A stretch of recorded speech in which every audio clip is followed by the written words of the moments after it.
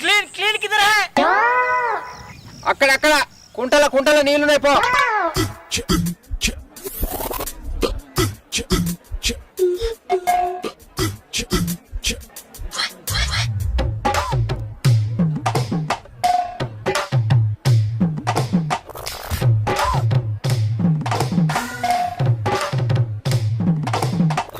Bro పుట్టినలే తిరిగిన water.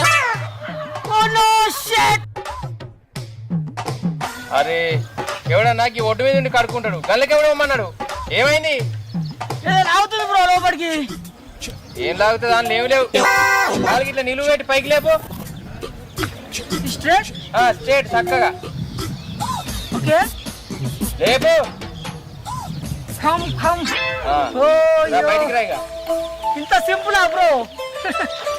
Thank you, love you bro.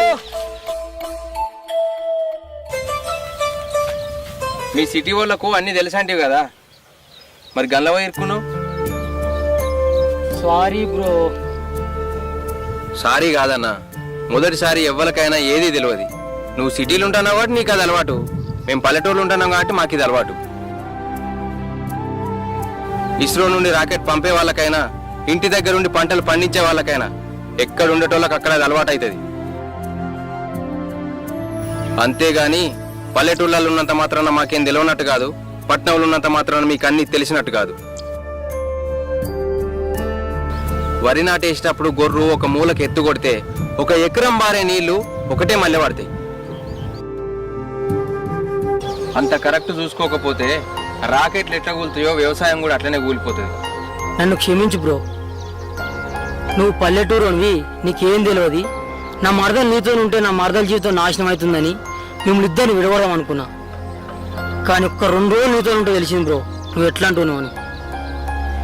ఈ పల్లెటూరులో ఎలాంటి సౌకర్యం లేకున్నా ఎలా బ్రతకాలో తెలిసిన మీరు బ్రో. నన్ను క్షమించు బ్రో, సారీ. ఇప్పటికైనా అర్థమైంది కదా, పోదాం. హాయ్ ఫ్రెండ్స్, వెల్కమ్ టు మా పల్లె కుహు కుహు. మీకు ఈ వీడియో కనుక నచ్చినట్టయితే లైక్ చేయండి, షేర్ చేయండి, కామెంట్ చేయండి. మర్చిపోకుండా మా ఛానల్ని సబ్స్క్రైబ్ చేయండి. గంట కొట్టడం మర్చిపోకండి. Okay, thank you so much. Bye bye. మీరు ఎన్నిసార్లు చెప్పినా ఖచ్చితంగా కొడతారు.